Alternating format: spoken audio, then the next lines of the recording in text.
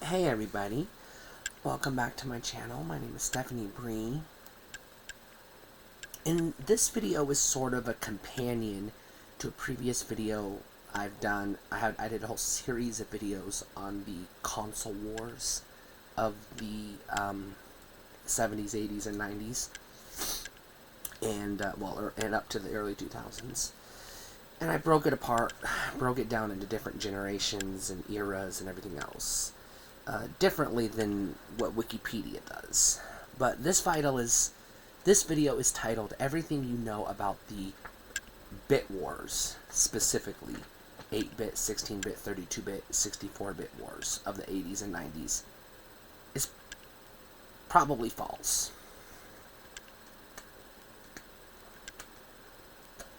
I know that sounds like a clickbaity article headline, but the truth is, most of the myths surrounding the bit wars are either half-truths, half-lies, or full-on exaggerations.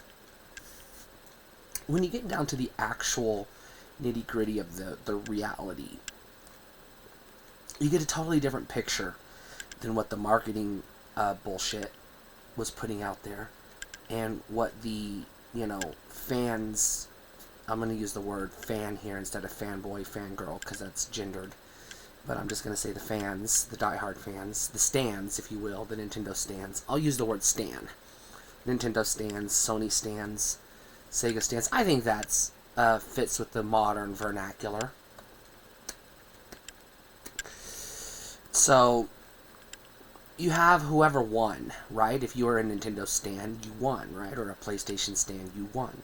Well, that's not entirely accurate. Now, I've already kind of gone through and pointed out that in the Super Nintendo versus Genesis 16-bit war, it's not as straightforward as Super Nintendo crushed the Genesis, because it didn't. The Super Famicom sold better than the Mega Drive in Japan, but the Mega Drive sold better than the Super NES in Europe by a slim margin, but a respectable margin, and considerably better. The Genesis sold considerably better than the SNES in North America for most of its span. Now, I pointed out in my previous videos that one of the myths is, one of my testaments to this myth is, well, Sega technically stopped supporting the Genesis in 96, and Nintendo did not stop supporting the SNES until 98. Now, there were still a handful of third parties sprinkling out Genesis titles in the US and in Europe in 97, but a handful, and none of them were consequential. None of them were major, like, blockbuster AAA titles. They were just like, shit that had already been in development and either got delayed or was low budget enough that it was multi-platform, and it was coming out on everything, like Frogger, for example. Also, Sega was not manufacturing excuse me, Genesis compatible hardware at this time. A third-party company, I believe it was either Jalico or Majesco, I mixed those two up and I apologize, one or the other was producing the Genesis 3. Sega had no involvement in that at all. They just handed them the license and said, here you go, here's the specs, go do what you want. But Nintendo stands counter, well, the Genesis had 2 more years on the market in North America, so that negates that gave them a head start, so that negates the 2 extra years the Super Nintendo had. And here's where that's not entirely accurate. It is true the Genesis was on sale for 2 years before the Super in the North American market, the Genesis, 89 and 90, before the Super Nintendo came out in 91.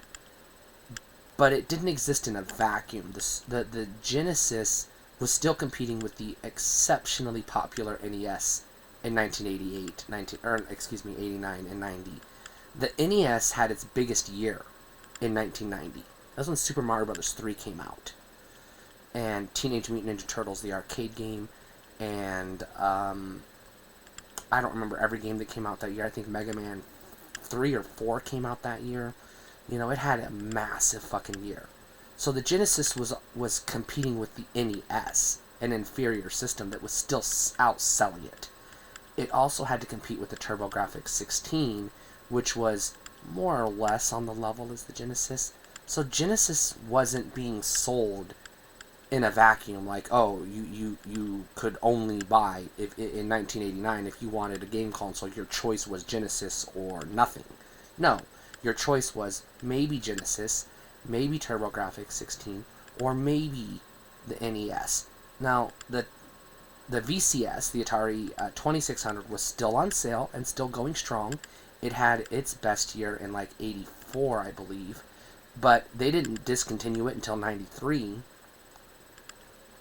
So you could still buy an Atari. So people like to put a pin in it and be like, "Here's the new generation. This is the market. This is it." And that's not the case, because especially when you're talking poor people, middle class and lower class people can't buy a game console the year it comes out. They have to wait until it comes down in price. So the concept of the bit wars is flawed in the first place. But you would then subsequently counter, well, didn't the Super Nintendo have competition in 98 as well? It had the N64, it had the Saturn, and the PlayStation, yes. Saturn, no. It was discontinued in 97, so even that didn't last as long as the Genesis.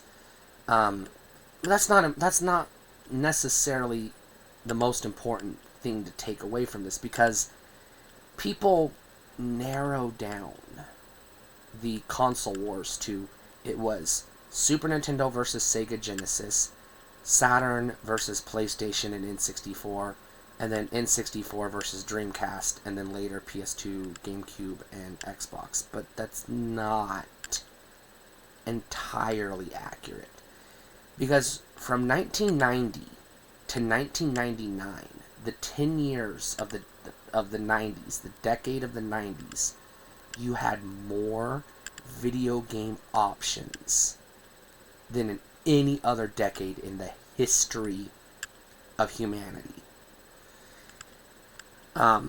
Starting in 1990,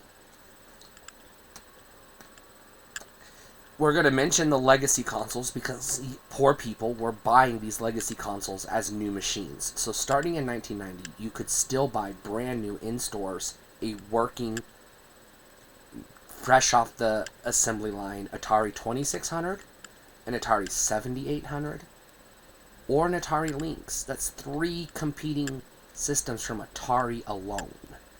You could also get an NES, the TurboGrafx, the Turbo CD, the Turbo Express, or the Turbo Duo. So setting aside the NES, which actually, starting in 1993, I think, you had the NES Model 2, so you still had new NES users coming into the 8-bit ecosystem as late as 94.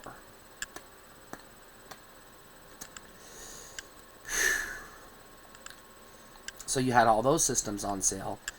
You also had, in just consoles, not counting add-ons, just consoles, you had the Neo Geo in 1990, and then the Neo Geo CD in 93 or 94. And that's not an add-on to the Neo Geo, it's a separate system. You had the Super Nintendo starting in 91. The Genesis was already on sale. You added the Sega Saturn in 95, the Sony PlayStation in 95, the Nintendo 64 in 96, the Sega Dreamcast in 99, but you also had the CDI in 92, the the 3DO beginning in 93, the Atari Jaguar beginning in 94, the Apple Pippin beginning in either 97 or 98,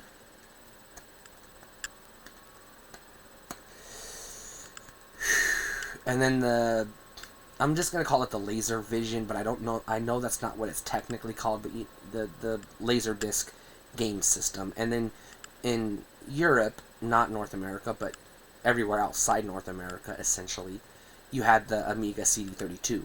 Those were all the dedicated home consoles a gamer who was in the market for a new system could buy. That's a lot. That's just home consoles. Once you get into handhelds, you have to add the Game Boy, and starting in '89, but it was on sale in '90. You had the Lynx on sale in '90. You had the Game Gear, but beginning in, I believe, '91 or '92. The Nomad beginning in '96. The Neo Geo Pocket in '97, I believe, or '98. The Gamecom is in there somewhere. Don't ask me where. And then you also have the Turbo Express. And then you have the CDX, which is sort of an anomaly, but we'll throw it out there because it's kind of a handheld. And then you have the Game Boy Color, beginning in '97 or '98, if I'm not mistaken. And that's handhelds. And then you have the add-ons. The Turbo CD add-on, the Sega CD add-on, the 32X add-on, and the Atari Jaguar CD add-on. Now, you were going to have the M2 beginning in '96, but it got delayed and delayed and delayed until it got spun off into a separate product into the 2000s we're not talking about. That's over 25 game systems. Dedicated gaming hardware that you could choose from between 1990 and 1999. Either legacy hardware that was carried over from the 80s or new hardware that was introduced in the 90s. A lot of these and I didn't even bring up the Virtual Boy. And there's probably literally five or six others I forgot. You know, that's just too many choices.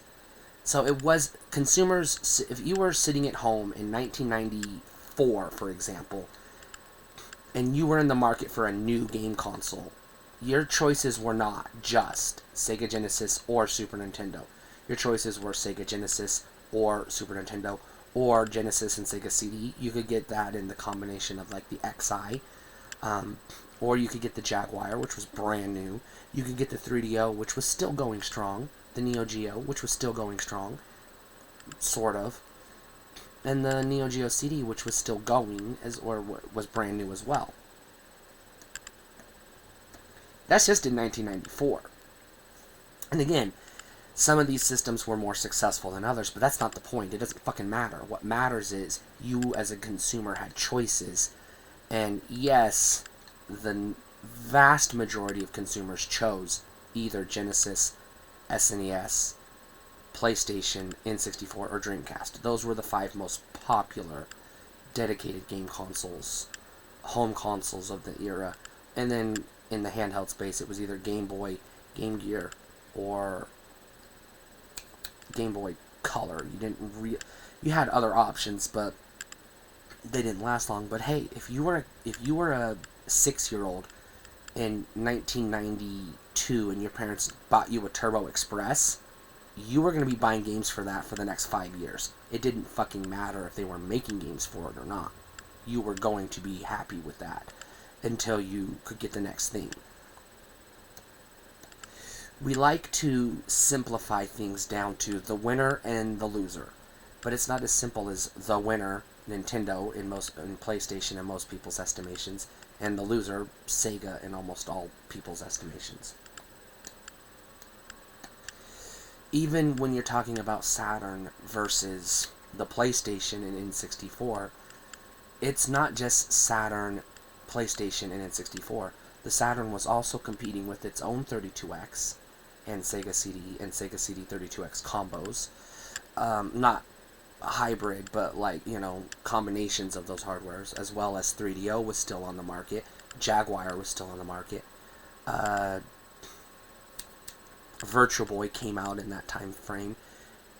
Neo Geo CD came out. You know what I'm saying? I'm repeating myself, but I want to make it clear that it was not as simple as just those three players, Sony, Sega, and Nintendo. People want to think it was, because that's what we have today, more or less. But also, it's even more complicated than that, because gamers still had other options than just dedicated home consoles or dedicated handhelds for video gaming in the 90s. You still had arcades, and there were gamers. I had friends who did not own a home console at all, but were still regularly spending the money they would have spent on a home console in the arcades. Because you gotta remember, arcades didn't start to lose their luster until like 99. So from like 90 to 98, they were still going hella strong.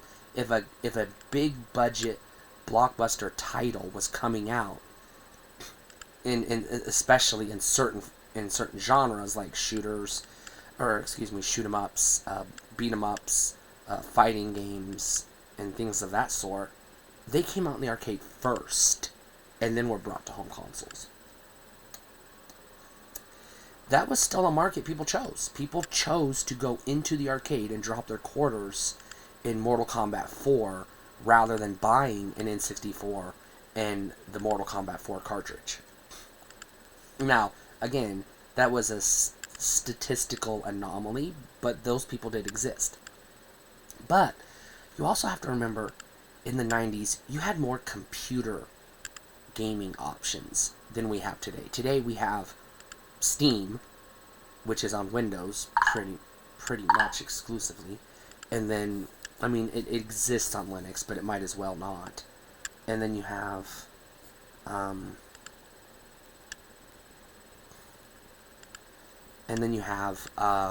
you've got Mac, which, but basically you have that, and then you have tablets. You have Android and iOS. Those are your options. And then you have the Steam Deck. But in the 90s, you still had more, because remember, DirectX didn't come out until 95 with Windows 95. And that was when the other computer players left the market. So from 1990 to 1996, you still had Commodore. They were making Commodore 128s, Amiga CD32s, and a whole host of Amiga computers. You still had Atari supporting the ST and the Falcon line. You still had Apple doing all of the shit they were doing, in addition to DOS and Windows, which were two separate platforms. So you didn't just have, like today, where you have the three consoles, the one handheld, and then the two, computer operating systems. You had so many more choices in the 90s than people remember. And yeah, the Falcon computers didn't light the sales charts. Neither did the Amiga. What was it? The Amiga 1200. Those were not as successful as previous products from those companies, but they didn't not exist. Somebody bought them. People were making games for them for several years. So again, if you were sitting at home and you were in the market for a gaming product in, let's say, 94, you could, even if you didn't want any of those consoles I had just mentioned, and you weren't satisfied with dropping quarters into the Mortal Kombat machine down at the local laundromat, you could still buy a Falcon computer, a Commodore computer, an Amiga computer, an Apple computer, a DOS computer, or a Windows computer. So many options, more than people realize. So no, the 16-bit console wars is so oversimplified. It's beyond myth at this point. It never happened. No. Yes, Super Nintendo did compete with Sega Genesis, but neither one of those systems competed with each other exclusively in a vacuum with no other competition. Thanks for watching.